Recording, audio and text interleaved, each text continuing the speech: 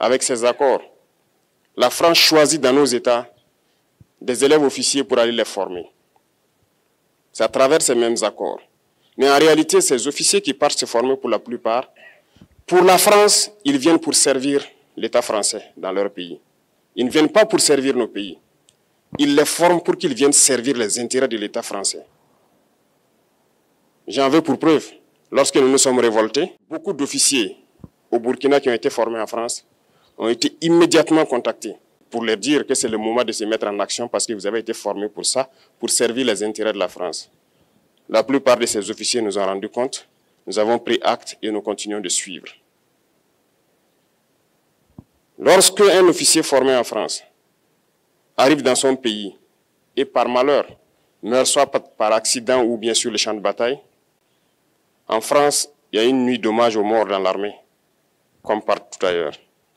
À la nuit d'hommage aux morts, on cite le nom de l'officier en question et on dit « mort pour la France ». Il ne le forme pas pour servir son pays, il le forme pour servir leur État. Et dans beaucoup d'États africains, il y en a plein de ces officiers. Combien sont patriotes, Dieu le sait.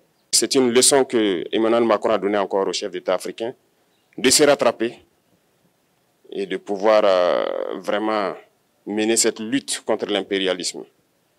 Mais en plus de ça, il a aussi insulté tous les Africains dans ses propos. Il y a une partie qui a retenu mon attention, là où il parlait d'ingratitude. Et que l'ingratitude est une maladie non transmissible aux humains. Lui, il est humain, notre ingratitude n'est pas transmissible à lui. Voilà comment ce monsieur voit l'Afrique, voit les Africains. Nous ne sommes pas des humains à ses yeux. Peut-être que c'est lui qui n'est pas humain, il ne se met pas dans la classe des humains. Mais s'il y a bien un ingrat, c'est bien lui. Je pense que s'il n'est pas athée et qu'il prie, à chaque matin qu'il se réveille et qu'il prie, il devrait aussi prier les Africains. Parce que c'est grâce à nos ancêtres qu'il existe aujourd'hui une France. Il devrait nous prier. À ses yeux, nous ne devons pas être des humains, nous sommes plus que des humains. Ce sont des messages très forts qu'il passe. Moi, je pleure le peuple français.